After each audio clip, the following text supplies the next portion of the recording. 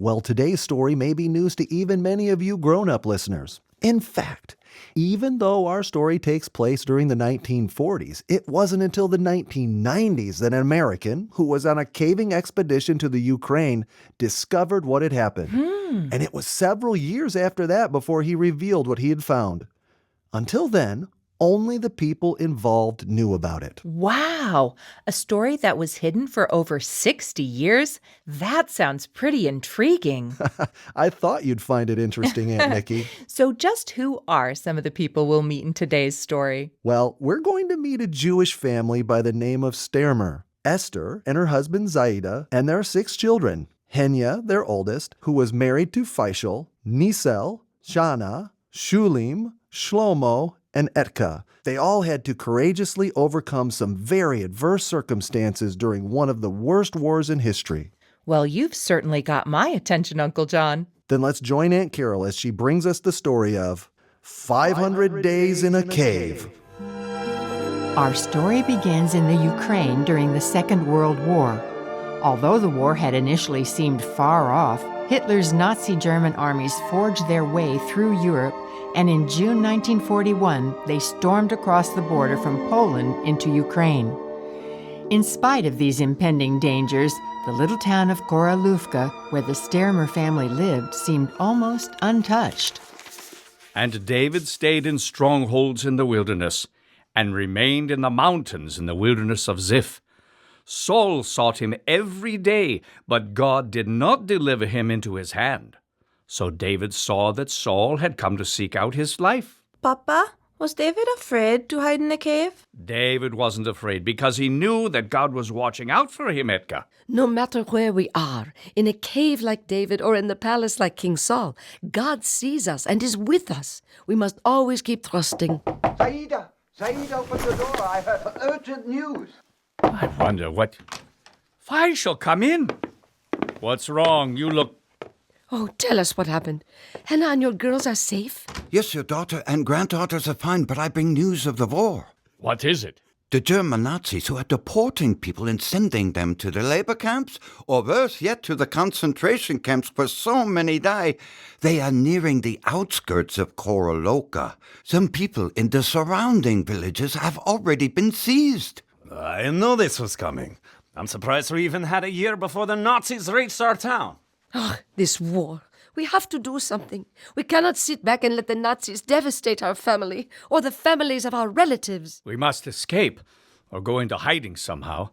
I will not allow the Nazis to come and round us up like rats, to be hauled away and maybe even taken to our death. But where can we hide?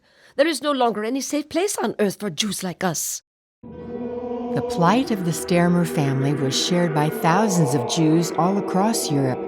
They needed to run, to hide somewhere, but there seemed no place to go. Zaida and Esther stayed up late that night talking with Faishal, trying to think of a plan. Finally, Esther came up with an idea that could save their family, if it worked. What about the caves? There are plenty of large tourist caves that are shut down for the winter, so until they are reopened in the spring, we might be able to hide in one of them. Yes, they are plenty big enough. And who would think to look for us in a cave? But would it be safe, Faishal? We would be trapped if the Nazis found us. What other choice do we have, Zaida? Hiding in a cave would be less dangerous than if we stayed here, waiting for the Germans to come and capture us all. It might be our only chance. You're right, my dear. And we'll have to move quickly. Tomorrow I'll take Faishal and the boys to look for a suitable cave. Early the next morning, the search began for a cave that would be large enough and safe enough for several families to live in. They looked all day. Some caves were too small, some were too close to town, and some were too easy to spot. Finally, they settled on a well-known tourist cave called Verteba, which was closed for the season and located about 4.5 miles from their home in Korolówka. Preparations for the move soon began, and on the night of October 12, 1942, they were ready to begin their daring escape. Come, Etka, let me put your coat on. Shulim, hand me that scarf. Quickly, children, we don't have much time. How long will we be gone, Mother? I don't know, Shlomo, but don't worry, darling. God will be watching over us. We'll be just like David and his men. hiding from King Saul. That's right, sweetheart. But what if we're discovered, Mother? Shh, don't talk of such things. We will trust in God to see us through. Is everyone ready?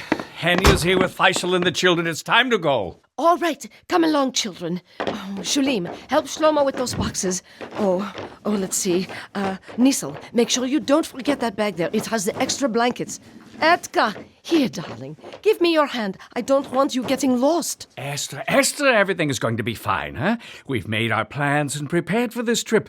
We're bringing plenty of supplies and we'll be together. All right, everyone, let's get started. The Sharpeners and their children, including their daughter Henia, her husband Faisal, and their children, and 4 other families of their relatives stole away down the deserted streets of Koroluvka. Only an occasional cow witnessed their escape. The night hung black around them, but they barely felt the cold October air in their haste. One by one, they squeezed through the Vertebra cave entrance. Then, winding their way through the cave until they reached a natural alcove, they piled up rocks around it to create a hidden room. Finally, after setting up camp, they fell into an exhausted sleep. The next morning, they began transforming the cave into their home. However, because the cave lacked ventilation, they were unable to light fires, which meant that dim, damp, cold conditions became their constant companions.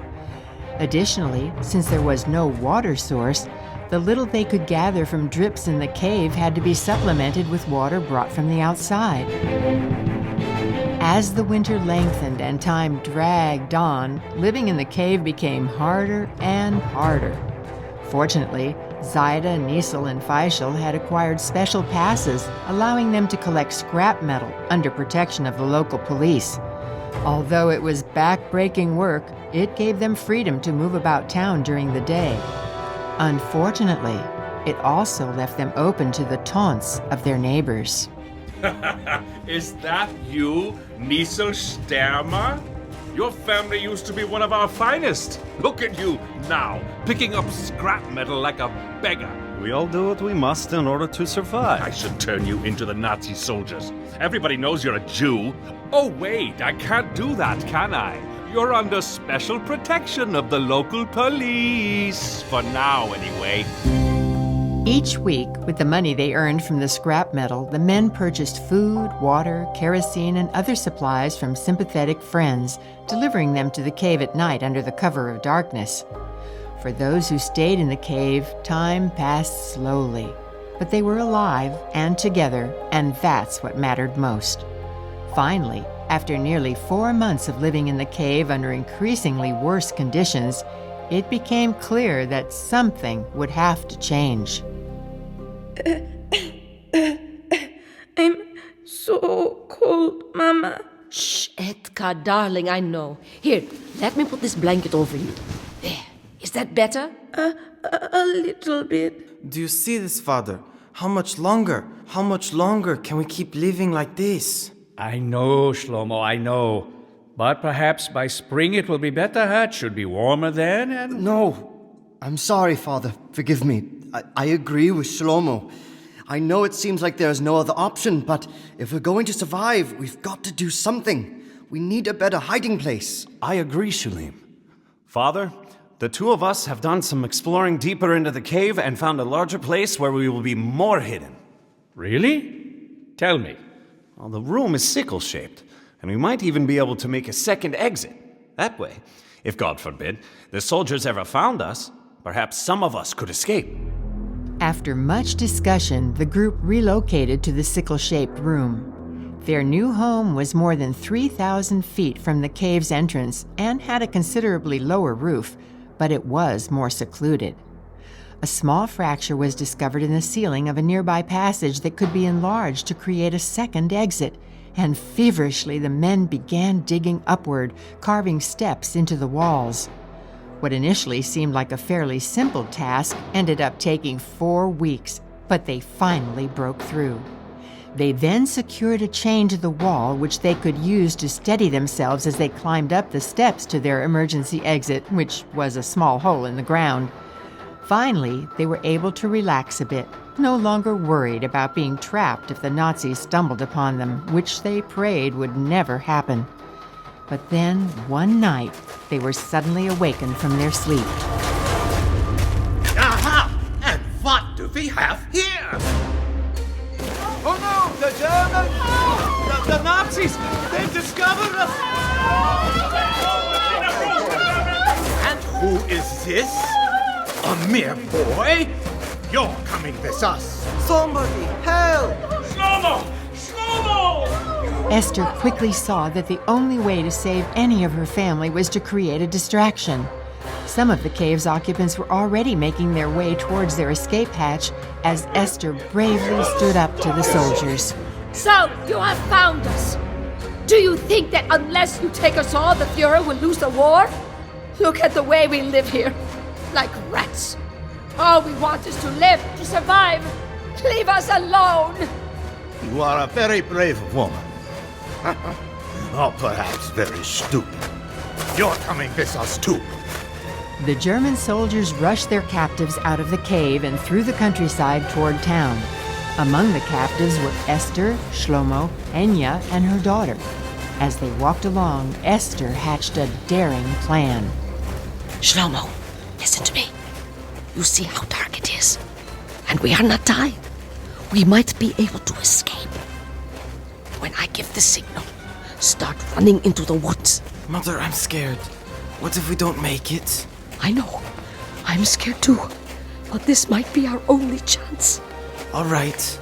I'm ready. Just another moment. The guard is starting to look the other way. And now, run. Hey! They're getting away! Halt! Halt where you are! Halt, I say!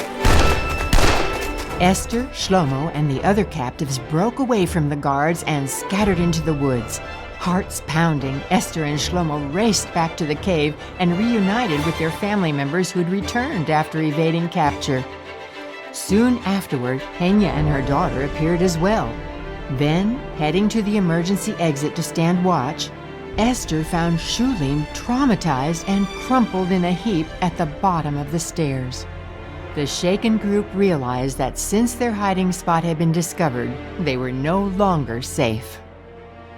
My husband, we can't stay here any longer. I know, Esther, I know. Almost everything was taken or destroyed in the raid, and the soldiers... Yes. They are bound to return at some point to finish the job and take us captive again. We have to move soon. My friend Munko, who has helped us before, may have some ideas. I know he has helped us with supplies, Niesel, but would he be able to help us find a new place to hide? He knows these hills like the back of his hand. I think he's just the person we need. Munko suggested they investigate a relatively unknown cave nearby called Priest's Grotto. So Niesel and Shulim spent an entire day examining the cave. Look, Shulim. There's an underground water supply.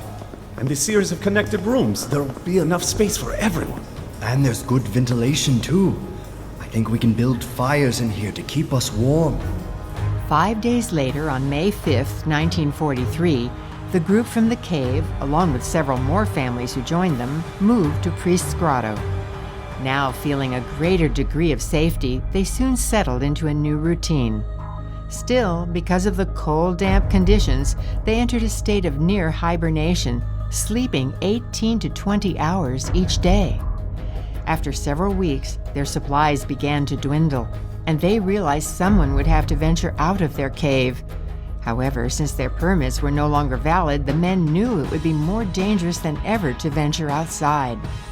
Nevertheless, one night, Niesel, Shulim, and Zaida left the relative safety of their hideout and headed across the grassy fields toward Karlovka to visit Niesel's friend, Munko. I've heard that less than 500 of us Jews are still in the area. The Nazis are tightening security, and even some of the most trusted sympathizers of our Jewish community have begun to cave in to the pressure and turn us in. Do you think Munko will turn us in? I don't think so, but you can never know for sure. Shh! I think I heard something. Over there, near the road. I heard it too. Quick, lie down in the grass. Who do you think it is, Father? Most likely soldiers on night patrol. Villagers wouldn't be out so late. I I doubt the soldiers would be heading into the field at this hour. Maybe they are only changing guards. Moonco lives in the woods just ahead on the outskirts of town. Hopefully we'll be able to get there safely, if we aren't discovered first. Fortunately, the group successfully arrived at Moonco's house, and over time they would make many such trips, sneaking through the night in search of food and supplies. In spite of constant danger, they were usually able to get what they needed with the help of sympathetic friends. Then one morning, as the men were returning from an overnight supply-gathering expedition... Shulim, you and Niso check to see if anyone has followed us. If the coast is clear, go back to the cave and bring Shlomo to help carry these burlap bags with our food.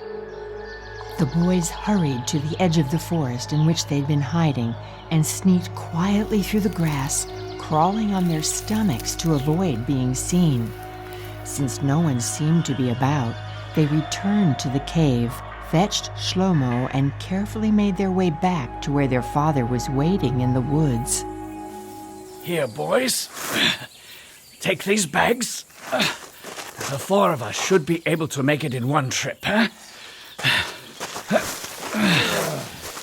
All right, Father. We're ready. Very good. Let's go. And stay low. You never know who may be watching. Let's leave the bags outside the small entrance hole here and pull them down once we're inside the cave. That's a good idea. Hurry. Let's squeeze through and get down the ladder. You first, Shlomo. All right, I'm down. Me too. Here I come. I'm right behind you, Father. All right, Shulim. You stay up there at the top of the ladder. Pull the bags in and hand them down to us. We'll grab them and take them in the back for storage. All right. I'm pulling the first one over and in. All went well until Shulim, at the top of the ladder, reached for the last sack filled with potatoes. Here comes the last one.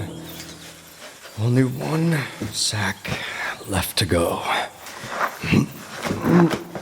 I've just got to pull it in and...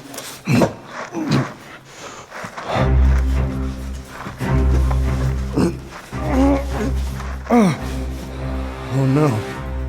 It's stuck in the entry hole. I'll just pull harder. I can't get it to move. Father, come up quickly and help. The last sack is stuck in the hole. I can't get it loose. God, what are you doing? Here, let me see. Get out of... All right, I'll just reach around you. Oh, it can't get stuck like this. I'm sure I can just... What's the matter? What's going on? The last bag is stuck. Wait a second. Maybe if I just pull harder... In spite of their best efforts, neither Shulim or Zaida was able to get the final sack free. Several of the other men tried as well, but all to no avail. Would you have believed it? Trapped by a sack of potatoes? We've got to get it out somehow. I know, but it's so tightly wedged. Wait. Shh. Did you hear that? Footsteps up above. All of us are here. So, who's outside? Soldiers! Everyone get back! Hide behind boulders or whatever you do! Hide! Do you think they're coming down? Have they found us? Shh! Listen. They've stopped shooting. Maybe they're going away. What do you think, Father? Wait! Yes, I think they've gone. Can you imagine? God has spared our lives again, and this time by disguising our entrance with a sack of potatoes. The stuck burlap bag of potatoes, which had blended into the surroundings and had hidden the entry hole, was easily dislodged after the soldiers were gone. It was just one of many miracles experienced by the group in their days underground. As the weeks passed, the hideaway group continued to live in survival mode, which unfortunately meant that most of their time was spent in dreadful monotony. However, when the Jewish high holidays approached, they celebrated as best they could. On Yom Kippur, they spent the day fasting and praying, and Faishal read from a prayer book. By the time December rolled around, the families had spent 205 days living underground in Priest's Grotto, not counting the time they had already spent in Vertebra Cave. Then, as the winter of 1944 gave way to spring, they began to hear rumors that the war was almost over, that the Nazis were retreating, and liberation was just around the corner. Mother, look at this note. It's from Munko. It says, the Germans are gone. The Germans are gone. We are free at last.